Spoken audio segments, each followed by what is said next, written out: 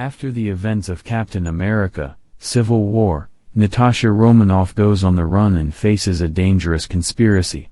Pursued by a force eager to stop her, Romanoff is forced to deal with her spy past and the shattered relationships left in her life long before joining the Avengers. Plot: 1995 year. Young Natasha and Elena live in Ohio with their parents, a peaceful and calm life. Suddenly they have to flee in a hurry, fighting off the US government. They manage to fly to Cuba to the Russians. It turns out that all 3 years in Ohio they lived undercover, successfully carrying out a secret mission. Natasha was limited to the role of her daughter, and the younger Elena did not know anything about the mission at all, thinking that she was an ordinary American girl. All of them are not relatives to each other, and the girls are immediately taken for training in the Red Room, an institution for training Black Widows. 2016 year. After the Battle of the Avengers at Leipzig Airport, due to violation of the Sokovian Treaty, Natasha hides from the government and U.S. Secretary of State Thaddeus Ross. She heads to Norway, where her friend Rick Mason helps her take refuge. Meanwhile, on a mission to eliminate the target in Morocco, Elena Belova kills the former widow, but she manages to spray some substance, red dust, into Elena's face. Elena regains control of her mind, cuts the beacon out of her leg, grabs the remaining vials of red dust and escapes. She sends ampules to Natasha, thinking that she will save them. In Norway, Natasha, who has not yet parsed the mail, is attacked by Taskmaster, easily overpowering her. However, he does not need her, but red dust. Natasha manages to slip away, taking the ampules. She learns that Elena sent the antidote. Sisters are reunited in Budapest, for the sake of decency, first stuffing each other's muzzles. Immediately after the reunion, they are attacked by other Black Widows. Having fought back, Natasha sees that one of the widows, having received serious injuries, is committing suicide against her will. Elena reveals that the Red Room still exists and that its head, Drake's, is alive. In the 2000s, to join S.H.I.E.L.D., Romanoff, along with Clint Barton, blew up the Red Room building, which she believed was Drake.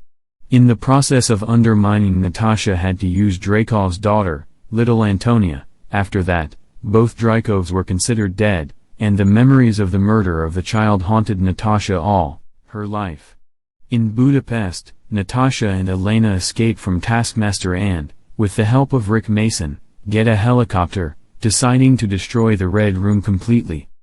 Romanoff and Belova are dragged out of a Russian prison in Siberia. Alexei Shostakov, their father on a secret mission, better known in Russia as the Red Guard. He is the first Soviet superhero and, in his opinion, the main antagonist of Captain America. The sisters believe that Alexei knows where the Drakes are hiding, but he does not know anything, since it was Drakes who put him in prison, due to ideological differences. Alexei offers to speak with Melina Vostokov, their mission mother, who still works for Dreykov and lives on a farm near St. Petersburg, doing experiments on pigs. At a family dinner, Elena admits that their fake family was at one time the only one for her. Vostokov, being loyal to Drake, gives him their whereabouts, and the heroes are taken to the Red Room air base. Drakov thanks Melina for capturing the fugitive widows, but it turns out that on the farm, Melina and Natasha switched faces using a holographic mask, and staged the abduction. Natasha learns that Anthony Dreykov is hiding under the mask of Taskmaster, who received such serious injuries in the explosion that Drakov was forced to insert a chip into her head, turning his daughter into an ideal soldier. Drakov tells Natasha that she cannot harm Drake because of the pheromone blocking set for each of the widows. Natasha, who already knew about this from Melina, deliberately interrupts her nasal nerve so as not to smell Dreykov, and attacks him. Meanwhile, Melina is trying to disable the ship's engine, Alexei fights Antonia, and Elena is looking for other widows, whom Drakov has set on Natasha. At a critical moment, Belova manages to spray red dust over the rest of the widows of the Red Room, which removes the zombie from the widows. Romanoff downloads a database of whom there are thousands around the world. The airbase begins to fall apart. Melina and Alexei fly away by plane, and Elena blows up the plane on which the Drakes are trying to escape.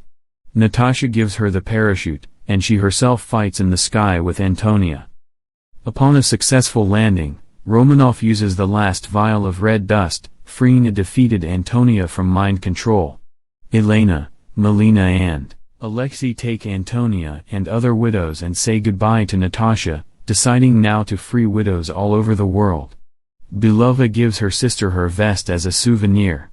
And Natasha is watching the approaching convoy of General Ross's cars. 2 weeks later, Romanoff, who dyed her hair white in honor of Elena, meets with Rick Mason, who provides her with a Quinjet. Natasha flies away on it in order to free the Avengers from the Raft prison. In the post-credits scene, which takes place after Natasha's death, Elena Belova at the grave of her betrothed sister meets Countess Valentina Allegra de Fontaine, her employer. Elena learns that her next mission is to hunt down and kill the man responsible for Natasha's death, Clint Barton.